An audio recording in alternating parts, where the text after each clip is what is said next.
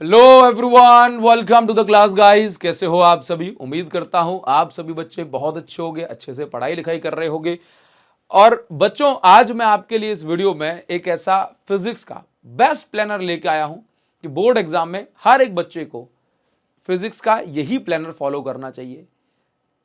मैं आज आपको इस वीडियो में यह बताने वाला हूं कि किस चैप्टर का वेटेज कितना है, कौन से चैप्टर को आपको पहले निपटाना है, कौन से चैप्टर को आपको लीस्ट प्रायोरिटी पे रखना है, ठीक है, किस सीक्वेंस में फिजिक्स को पढ़ना चाहिए।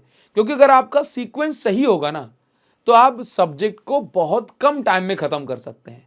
और एक बात आप याद रखिएगा कि 31 जनवरी तक हमें किसी भी हालत में हर एक सब्जेक्ट का सिलेबस खत्म करना ही है, एट एनी कॉस्ट।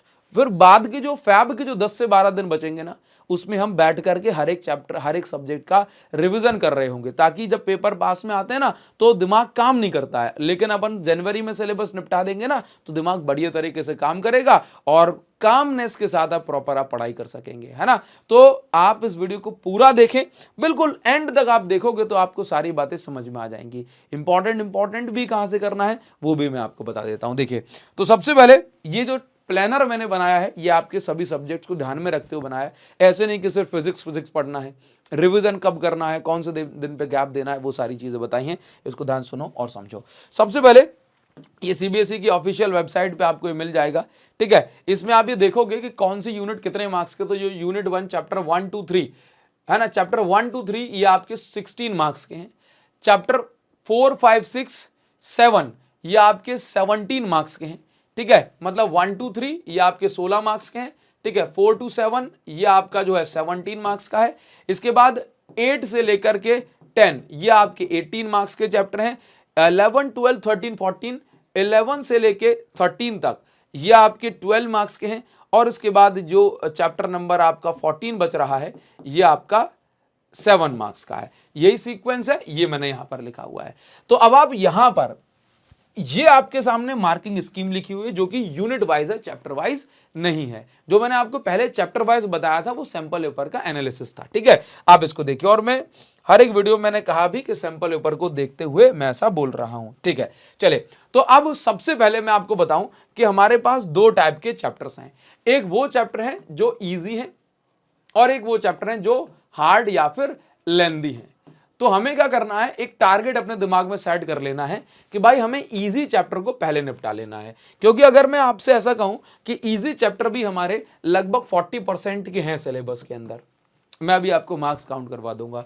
और हार्ड या लेंदी चैप्टर को हमें बाद में कर लेना है, ठीक। क्योंकि कई बार क्या होता है कि हम इन चैप्टर के पीछे जब फंस जाते हैं ना, तो ये कभी खत्म नहीं हो पाते पूरे। लेकिन ये चैप्टर ऐसे हैं जो आसानी से खत्म हो जाएंगे, और श्योरिटी भी होगी कि इनमें से आप ज्यादा स्कोर करोगे, ठीक है। मतलब चाल अगर 30 नंबर के 25 नंबर एक क्वेश्चन आए तो 25 में से आप 20 इसमें से आसानी से स्कोर कर सकते हैं। जबकि इस वाले में आपको दिक्कत होगी। तो पहले क्यों ना इजी निपटा दें, क्योंकि कई बार क्या होता है, बच्चे इन हार्ड के पीछे पड़े रहते हैं कि इनको करने का भी फिर समय नहीं मिल पाता, ठीक है। तो सबसे पहले मैंने आपका ये इजी टू हार्ड या इजी टू एवरेज चैप्टर को ध्यान में रखते हुए प्लानर बनाया है।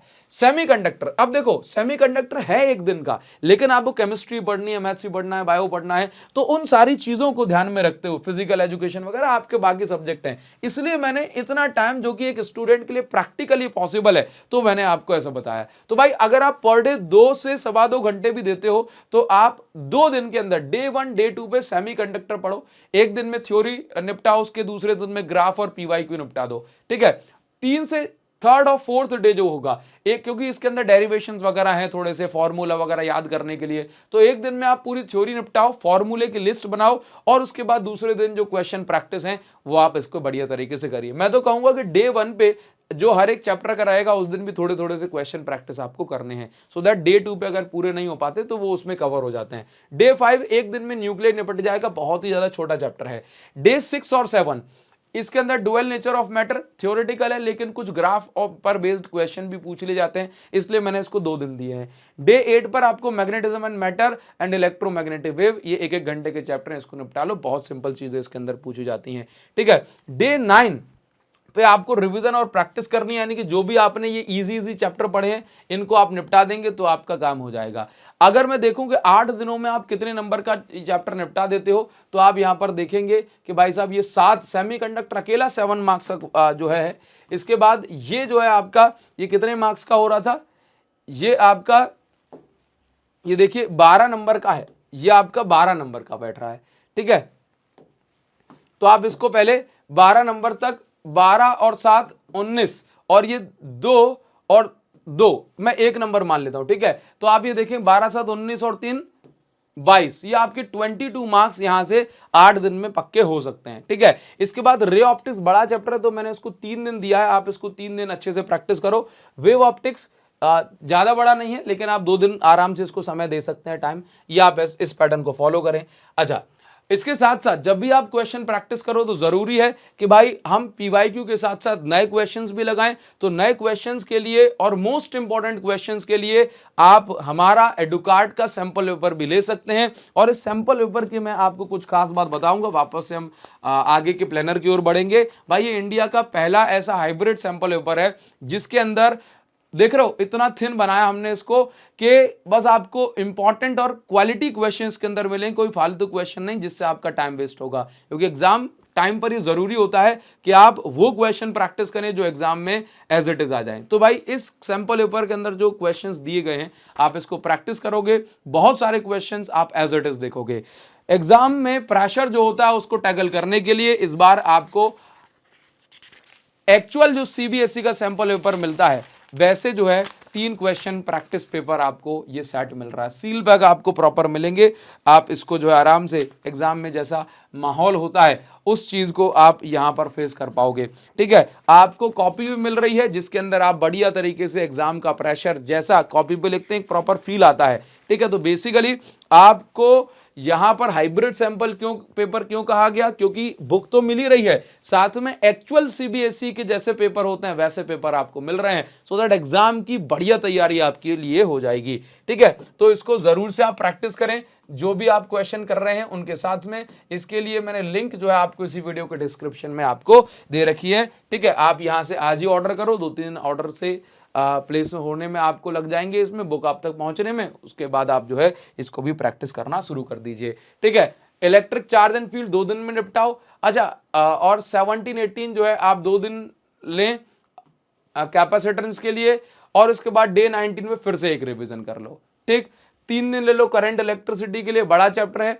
फिर 3 दिन मूविंग चार्जेस मैग्नेटिज्म के लिए, ये बड़ा चैप्टर है। 26-27 2 दिन में आसानी से ईएमआई निपट जाएगा, इलेक्ट्रोमैग्नेटिक इंडक्शन। 28-29 पे आप जो है ऑल्टरनेटिंग करंट निपटाओ, और 30-31वें दिन पे आप रिवीजन और प्रैक्टिस करो। मतलब मैंने इस प्लानर के अंदर आपको 3 रिवीजन के स्लॉट दिए हुए हैं। ठीक है, 3 रिवीजन के स्लॉट दिए हुए हैं, तो आप प्रॉपर तरीके से रिवीजन भी कर पाओगे। और ये जो मैंने वो बनाया है प्लानर, आप इसको अगर फॉलो करोगे तो आप ये पाओगे कि फिजिक्स की जो डिफिकल्टी है ये आपकी एक हद तक जो है ये बहुत ज्यादा आसान बन जाएगी। क्यों? क्योंकि आप ये कम टाइम में आप 25 नंबर के आसपास निपटा सकते हो स्टार्टिंग के 8 दिन में।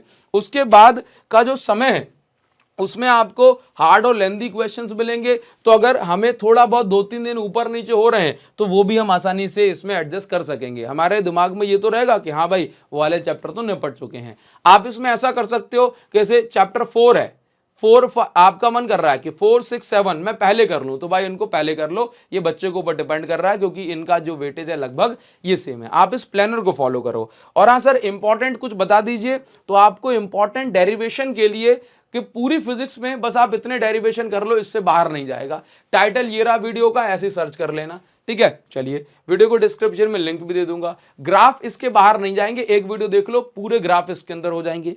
ठीक, जब भी आप करो तो यहां से अगर पूरे चैप्टर का 30 मिनट में रिवीजन करना है तो आप इसको फॉलो कर सकते हैं। पीवाईक्यू प्रैक्टिस करनी है चैप्टर को पढ़ते समय, ये प्लेलिस्ट दी गई है, इसको फॉलो कर सकते हैं, आराम से आपको काम हो जाएगा। बैक बेंचर सीरीज मैं जल्दी से खत्म कर रहा हूं, तो उसके अंदर भी विद न्यूमेरिकल हम रिवीजन करवा रहे हैं, तो आपका काम हो जाएगा। ठीक है, तो आप जो है इस प्लानर को फॉलो करो, और फिजिक्स में बिल्कुल आपको डरने की जरूरत नहीं है। जो आपको पढ़ाया गया है उसी में से पेपर में आपको देखने को मिलेगा। ठीक है, घबराने की जरूरत नहीं, कमेंट बताओ नेक्स्ट वीडियो आपको कौन सी चाहिए, वही वीडियो आपको मिलेगी। ठीक है, thank you so much, thanks a lot, see you again in the next video, thank you guys.